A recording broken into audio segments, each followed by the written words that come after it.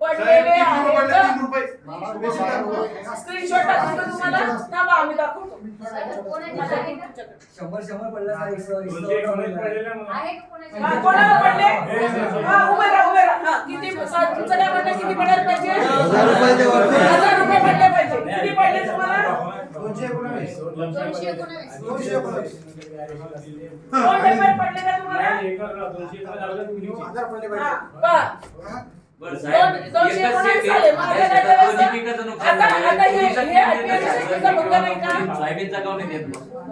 काय केलं पाहिजे काय केलं पाहिजे सांगा ना मान नका डोलवू तुम्ही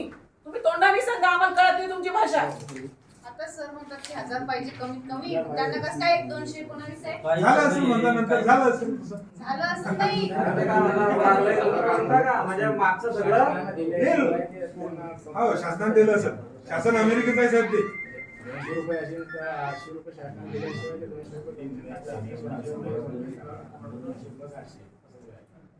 ते काय करणे ते आम्हाला सांगू नका कंपनीची बाजू तुम्ही कंपनीचे वकील आहे का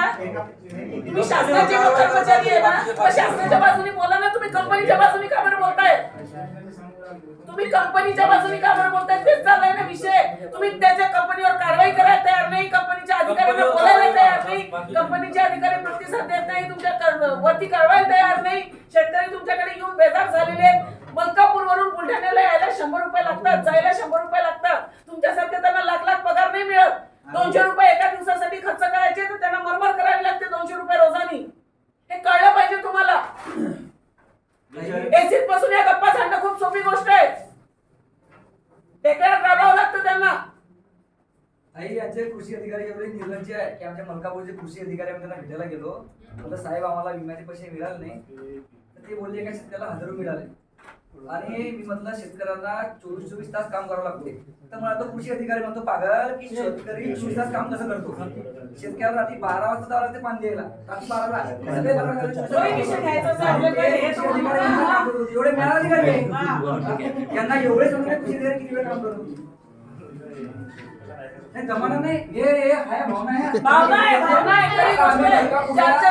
जेव्हा माराव्या लागतात ना तेव्हा त्या भावना अशाच वर येतात आई आता आम्ही मलकापूरला जलसमाधी थोडं आंदोलन केलं शांत मार्गाने केलं त्याच गावात. पोलिसांनी आणि कुणी दाखल केलं साहेब? त्या साहेबांनी चहा पाजला पाणी भरला गोड गोड पूर्ण आमच्या गुन्हे ठेवले कामना आता मी उद्या त्या पोलिसच्या वरती चढतो आणि तो माझ्यावर म्हणजे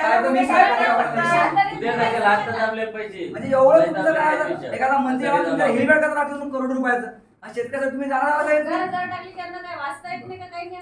मॅडम हे म्हणतात तर प्रतापरावांचं नाव मेहकर तालुक्यात 25,000 शेतकऱ्यांना भेटतो आणि मलकापुरात 2500 लोकांना का भेटतो आम्हाला याचे उत्तर द्यायला हवं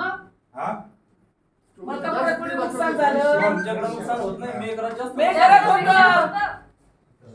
ते पहा त्या प्रतापरावच्या दबावाखाली येऊन तुम्ही असल्या काही भानगडी करू नका साहेब ही पण जनता आहे ती पण जनता आहे तुम्हाला पूर्ण जिल्ह्यासाठी पैसे मिळतात एकट्या मेहकरसाठी पैसे नाही मिळत तुम्हाला